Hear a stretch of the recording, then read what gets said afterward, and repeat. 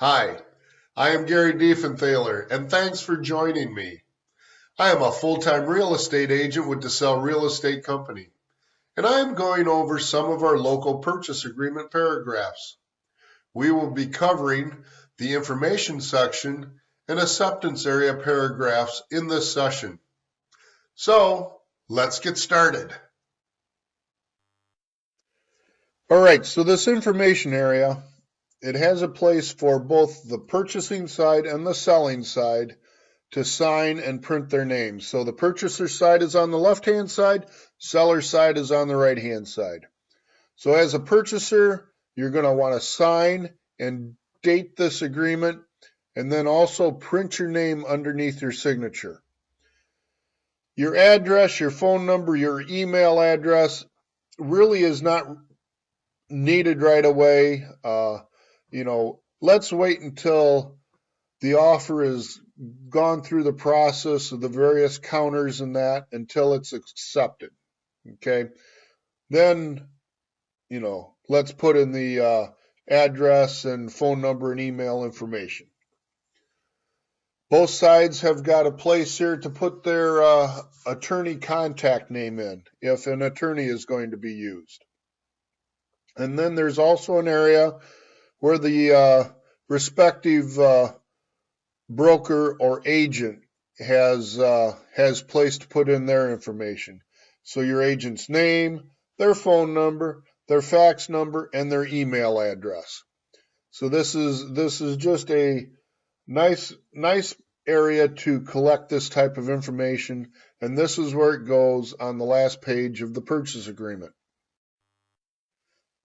So October of 2015, there's been some changes made in the real estate industry as far as, what lenders, what title companies, what type of information can be shared among the different parties in that.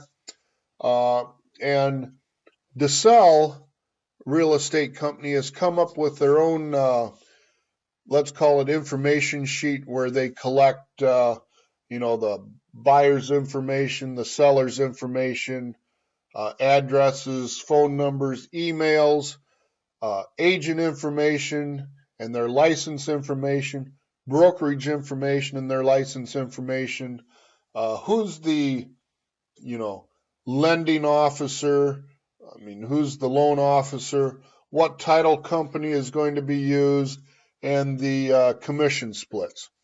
So that is a form that DeSell uses. Other brokerage firms have probably a similar form to use, but it's to really tie the circle together as far as getting as much information upfront collected so there's no delays in the process. And the acceptance area. All changes to original offer and/or this printed agreement must be initialed and should be dated by seller and purchaser.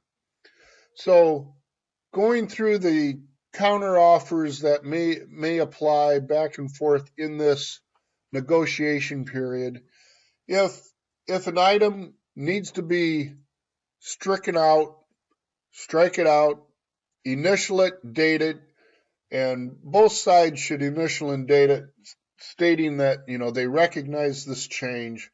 If an addition is put into the agreement after the original, same thing.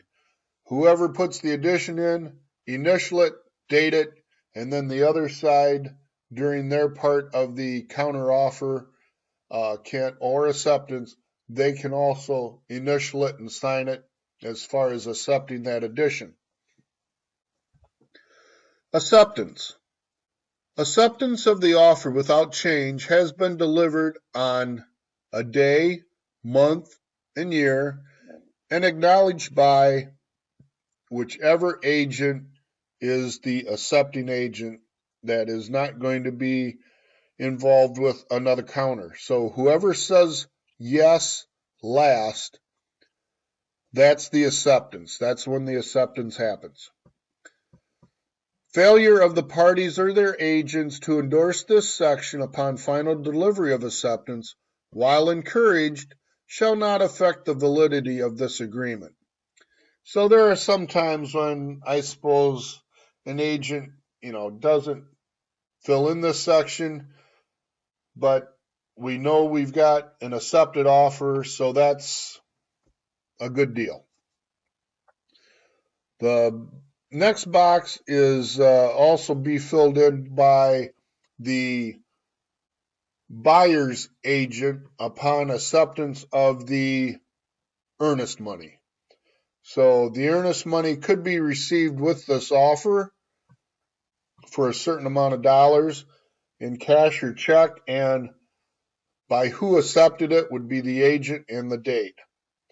Or the earnest money is received upon acceptance or 3 days after, as was laid out in the earnest money section. Cash check, again, by an agent and dated.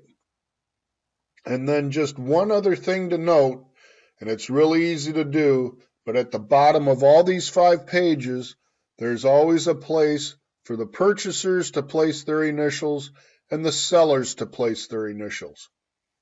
It's easy to forget.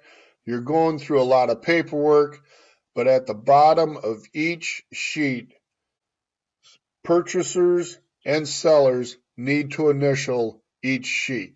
So your real estate agent, as a final check through, should be going through all the documents, making sure that the pages that need initials are initialed, the pages that need signatures have got the signatures.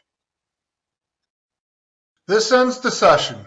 Please remember, any day is a good day to talk about real estate. Give me a call at 419-360-1221.